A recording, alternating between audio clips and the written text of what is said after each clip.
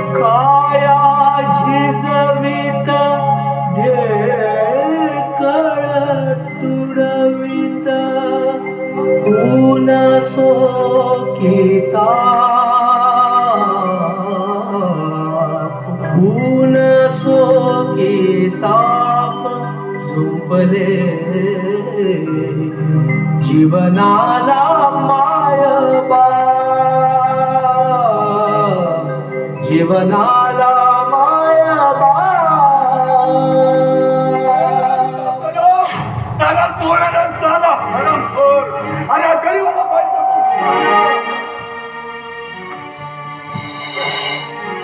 आले आले का दारू डोकसून दिवसभर गावभर हिंडायचं आणि एखादं उक्कीर डावर कुत्र्यासारखं पडून राहायचं आई मी कुत्रा अगं काय आहे माझ्या नशिबात सांग ना काय आहे काही लाज वाटू द्या ते म्हातारे मायबाप उन्हात तानात राबतात आणि तुम्ही मी काही फुकट बसून खात नाही माझ्या सुद्धा हडकून झाल्या माझ्यापासून मला सांगितलं माय बाप कट्टाने राब बघतात समजा तसून काही उपाय आहे का अरे पोरा कष्टाने कोणी मरत नाही रे. जातील मग हे दिवस जातील चांगले दिवस येतील रे पोरा कोणाचं वागणं नाही. सासूबाई अहो त्याच्यापेक्षा दारू पिऊ नको म्हणून सांगा ना त्याला काही कष्टाने कोणाचा जीव नाही गेला आजपर्यंत माणसाचा जीव जातो हे असल्या दारू पिणाऱ्या माणसांमुळं काय होणार आहे बाबा दारू पिऊन पडले असतील नालीत लागलं डोक्याला तिला सांगितलं मी नालीत पडलो म्हणून मला कुणाचा राग बी काही नाही बाबा पण तुम्हाला या शेतामध्ये हा नगराचा तू घेऊन राबताना बघतो माझ्याने नाही सहन होत बाबा बाबा मी आहे बसलाय मग एवढी मेहनत कशासाठी रणजितच्या शिक्षणासाठी मी म्हणतो त्याचं शिक्षण होत कसं नाही त्याच्यासाठी तुम्ही शेती विकली बाई त्याचा बैल विकला एका बैलाच्या ठिकाणी मी स्वतः उभा राहिलो त्यांनी त्याचं शिक्षण चालू ते चालूच पैसा निघा सुरू ते सुरूच होईल रे काही दिवसांचा प्रश्न आहे एकदा का त्याला नोकरी लागली तर आपली घरी कधी हे आई, आपला बैल हरवला होता ना अगं सापडला बाबा आपला बैल सापडला आई हो ऐकलं आपला बैल सापडला आता पहिलं तर पेरणी करून चुकीचे दिवस कुठे आपला बैल आणला काय आता असे गप्प का बसून आपला बैल सापडला तर आणला कोणी सांगा ना कुठे आपला बैल असं आपला बैल चोरला हा अगं त्या सावकाराच्या खोट्यामध्ये आपला बैल बघितला अगं त्या खुट्याचा बैल सोडून आणून त्याच्या माणसाने मला बेलचा मार मारला हा बसला पण मी आता शांत बसणार नाही अगं त्या साल्याची तालुक्याला जाऊन आपण रिपोर्ट देऊ हो मग काय आपल्या शेतातला बांधलेला बैल चोरून नेणं म्हणजे भलतंच झालं त्याला वावड्यात पोलीस स्टेशनला यशवंत सावकाराच्या विरोधात तुम्हाला कंप्लेंट करायची काही गरज नाही हो गोविंदा सुनबाई यशवंत सावकारांना आपला बैल चोरला नाही मी त्याला 40,000 रुपयात विकलाय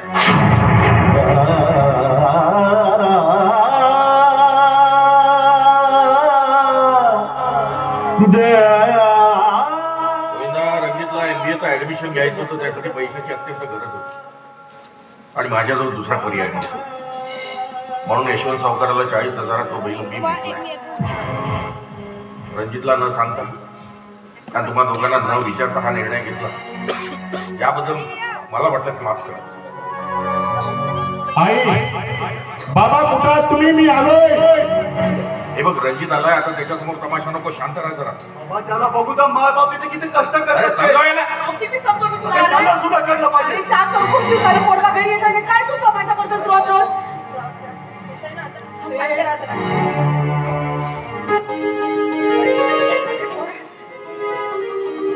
बाबा कसे आहात छान बेटा तू कसं आहे अगदी मजेत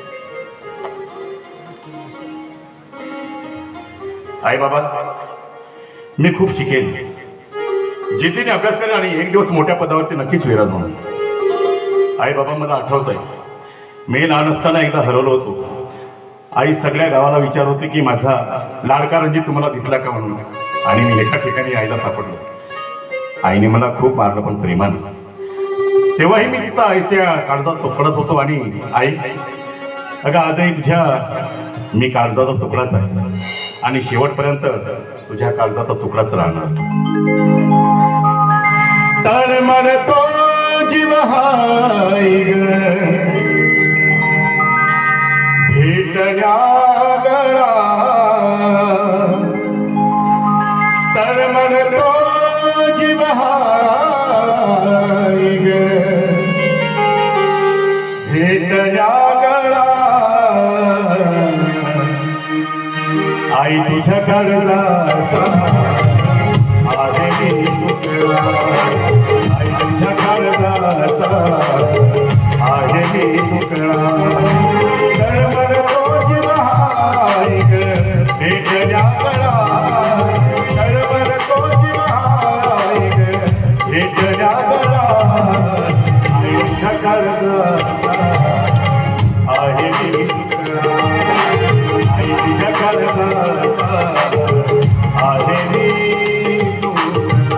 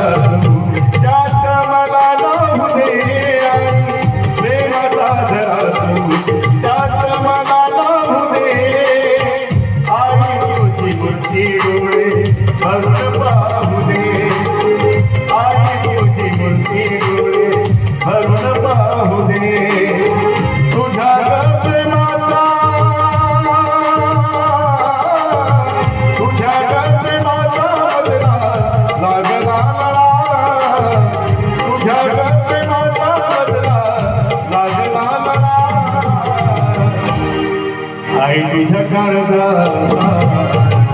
आहे मी तुकडा, आई तुझ्या काळजाचा आहे मी तुकडा.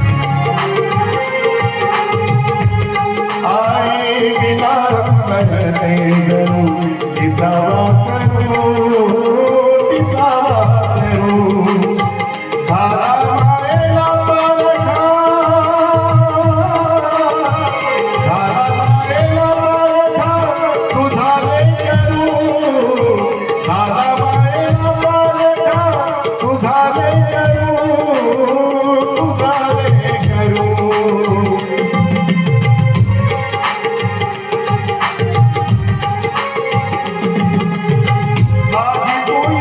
आहे मी तुकडा, आई तुझ्या काळजाचा आहे मी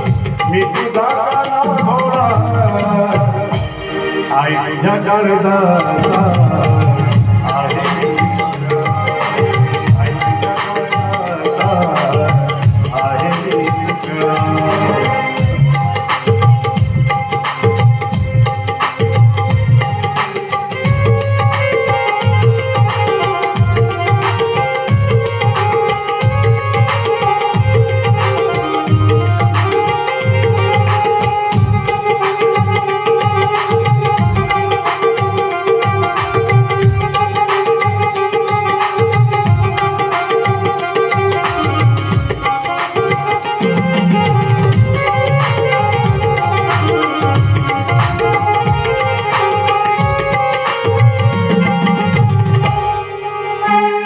माझे भविष्य घडविले आई दुःख सोसुनी माझे भविष्य घडविले आई दुःख सोसुनी तुझ्या उपकाराग आहे बिरुनी तुझ्या उपकाराग आहे बिरुनी ज्या कुणाला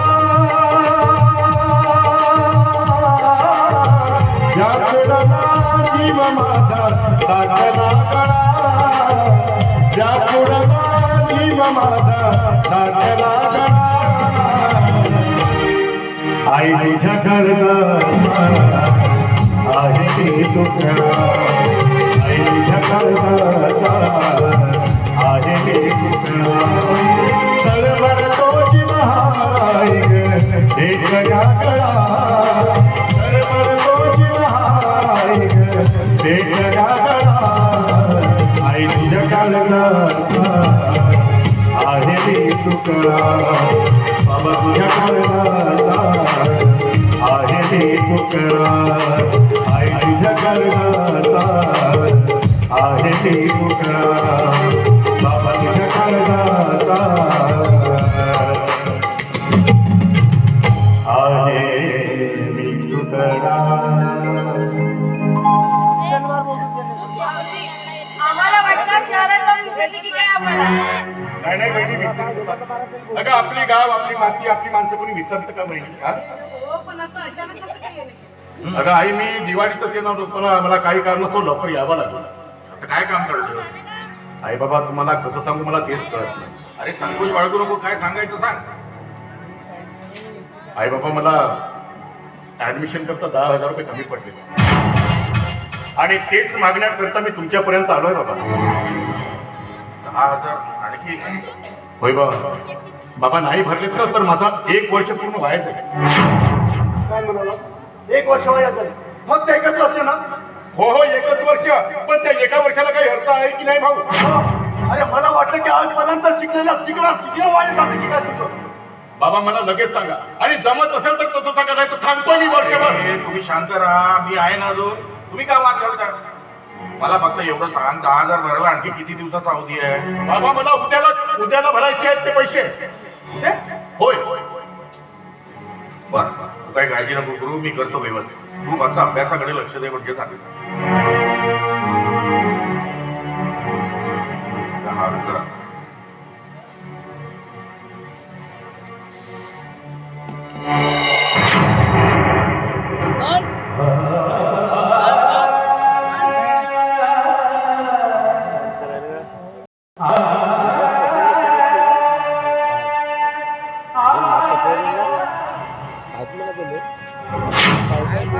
तुझ्या आईचं मंगळसूत्र आहे शहरात जाऊन चांगलं पैसे बऱ्यापैकी मिळतील आणि यातून आलेले पैसे 10,000 रुपये तुझ्या ऍडमिशनसाठी भर आणि उरलेले पैसे तुझ्याजवळ राहू वर्षभर तुला खर्च लागणार नाही. पण बाबा मंगळसूत्र कशाला. अरे हे स्त्रीधन आहे अशा अडीअडचणीतच काम येतं आणि मंगळसूत्राचं काय तुला नोकरी लागल्यावर याच्यापेक्षा उत्तम घेऊन दिशी लागलं फक्त बाळा खूप अभ्यास कर खूप मोठी पण मोठा झाला तर उद्या आपल्या आई बापाला विसरू नको. बाबा हे काय बोलतो तुम्ही माझ्यासाठी एवढं सारं करतात हे का मला माहित नाही. आई बाबा आपली गेलेली जमीन तर घेऊच घेऊ पण गेलेलं नाव वैभव परत आणू. आणि हो गोविंदा दादा मला माहिती आहे तू आणि वहिनी माझ्या शिक्षणासाठी खूप काबाड कष्ट करतात. गोविंदा दादा अरे आपली गेलेली जमीन तर परत घेऊच घेऊ पण तुझ्यासाठी ना एक मस्तपैकी ट्रॅक्टर घेऊ आणि हो आधुनिक पद्धतीनं शेती करू दादा आपण हा बरं. वहिनी आई दादा बाबा येतो मी बाहेर काळजी घ्या. सांभाळून जा हो येतो. ए, पोरा, आणि सांभाळून राहा. गेला तुझ्या काटाचा तुकडा हात हलवत निघून गेला. अरे पैसे मागायला आला तेव्हा माय बाबाच्या पायाला पैसे करून नमस्कार केला आणि हातात मंगळसूत्र भेटता हात हलवत निघून गेला. काय करत होती त्याला मंगळसूत्र द्यायचे. त्याचं शिक्षण वाया गेलं असतं ना. शिक्षण शिक्षण शिक्षण मी म्हणतो त्याचं शिक्षण पूर्ण होत कसं सांग नाही अजून किती दिवस शिकणार आहे तो. हा, असा राग करतोयस रे तू. तू समजावा नाही याला. अगं नामदेव नावाचा मुलगा त्याच्यासारखा शिकत होता ना अगं शिकला आणि नोकरीला सुद्धा लागला आणि आता शिक्षण सुरू ते सुरूच. आतापर्यंत मेहनत घेत होते ना तुम्ही त्याच्या शिक्षणासाठी, मग आता उगाच कशाला वाद करताय? बस कशासाठी? अगं किती दिवस शिकणार आहे तो? ज्याच्यासाठी आपण घामाटले कपडे घालायचं नाही तर राबायचं. बाबा काय करत होती त्याला मागे सूत्र द्यायची? सांगा ना. इथं माय बाप रात्रांती आपण कष्ट करतात आल्यानंतर साधीच्या पोराला ते फलक सुद्धा लागत नाही. आल्यानंतर आई बाबा तुम्ही कशा साधी विचारपूस करत नाही. आला की पैसे घेतो आणि निघून जातो. याच्यासाठी तुम्ही जमीन विकली, वायद्याचा बैल विकला. अगं किती दिवस सांग ना, किती दिवस याच्यासाठी आपण कमाल कष्ट करायचं? आयुष्याची सगळी पुंजी वाया घालवली बाबा तुम्ही या बिघडलेल्या पोरावर. समजून घे, रंजित काही माहित नाहीये. हो, हा गोविंद वाईट आहे ना. म्हणून इथं रात्र कमाल कष्ट करायचं कुणासाठी? या बिघडलेल्या पोरासाठी. मी आजपासून नाही काम करणार या शेतीमध्ये. हा? हो, काय करणार? काय करणार? त्या झाडावर जाताना लटकतो फलसावर. तो एखादा पट्टा वाचला ना तो सुद्धा तुमच्या पोराच्या नावावर देऊन टाका. काय म्हणाल? हो, त्या नागराचा दोर घ्या आणि मला लटकवा फलसावर.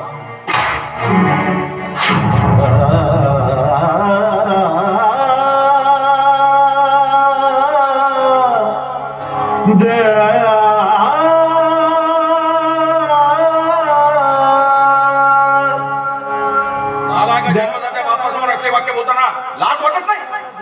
आई बापाला मोठा मला दोर द्या, मी फासावर लटकतो. छान. हा दारूचा नाद लावून घेतला ना, म्हणून हे असले विचार तुझ्या डोक्यामध्ये भोंगावत. कष्ट करायचा कंटाळा येतो तुला. घामेटलेले कपडे घालायचे नाही. अरे कष्ट आणि मेहनत केल्याशिवाय या जगामध्ये कोणी मोठं झालेलं नाहीये.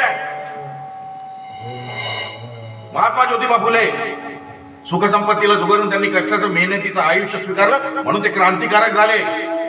महामानव डॉक्टर बाबासाहेब आंबेडकर प्रतिकूल परिस्थितीमध्ये त्यांनी अभ्यासाचा ध्यास घेतला, बॅरिस्टर झाले, या भारत देशाचं संविधान लिहिलंय. अरे गरीब कुटुंबात जन्माला आलेले लालबहादूर शास्त्री, त्यांच्या गावात शाळाही नव्हती रे, पण शिक्षणाचा ध्यास होता, म्हणून ते तुडुंब भरलेली नदी पोहून दुसऱ्या गावात जाऊन शिक्षण घेत होते आणि एक दिवस भारत देशाचे पंतप्रधान झाले. अरे मस्त गाडी मेहनत प्रत्येकाला करणे गरजेचीच आहे, त्याच्याशिवाय जीवनच नाही. आणि तू म्हणतो मला कष्ट करायचे नाही. मला एक सांग, ही तुझी बायको सकाळ संध्याकाळ स्वयंपाक करून या शेतामध्ये राबत नाही? ही तुझी माय, ही घाम गाळत नाही? तुझ्या जन्माच्या आधीपासून हा तुझा बाप शेतामध्ये राबत नाही का? कष्ट करायचे नाही म्हणतो. छान. तुला वाटत असेल रे मी रणजितचा पक्ष घेतो त्याच्यासाठी पैसा उधळतो. हो उधळतोय, कारण रणजितनं शिक्षणाचा ध्यास घेतला. दरवर्षी चांगल्या मार्काने पास होत गेला म्हणून त्याला शिकवतो. याउलट तू काय केलंस नाही? तुला शाळेमध्ये शिकवायला पाठवायचं, झाडावर दप्तर टांगून उन्हाळ मुलांसोबत रानभर फिरायचा, प्रत्येक वर्षी नापास व्हायचं. गोविंदा कोणताही गरीब बाप त्याच मुलाला शिकवू शकतो रे. त्या मुलामध्ये शिक्षणाची प्रवृत्ती असेल, शिक्षणाचा ध्यास. दरवर्षी नापास होणाऱ्या मुलाला शिकवण्याची ताकद एका गरीब बापामध्ये नसते. समजलं? अरे मला यापेक्षा आज माझा मुलगा शिकून सवरून मोठा झाला, चांगले गलेलठ्ठ पगाराची त्याला नोकरी लागली तर आपली गरिबी दरिद्री दूर होईल. आणि तू सांगतो मी आत्महत्या करतो? अरे शेतकऱ्याने आत्महत्या करायला नको. शेतकरी जर आत्महत्या करायला लागला ना, हे संपूर्ण जग उपाशी पडेल. अरे या भारत देशातला पंतप्रधान असेल, राष्ट्रपती असेल, मंत्री असेल, पुढारी असेल, इन्स्पेक्टर असेल, वैज्ञानिक असेल, कर्मचारी असेल, अधिकारी, हे सगळे जगतात ना शेतकऱ्याच्या भरोशावर. शेतकरी का आपल्या वीजभर पोटासाठी घाम गाळत नाही रे, त्याला जगाचा विचार असतो.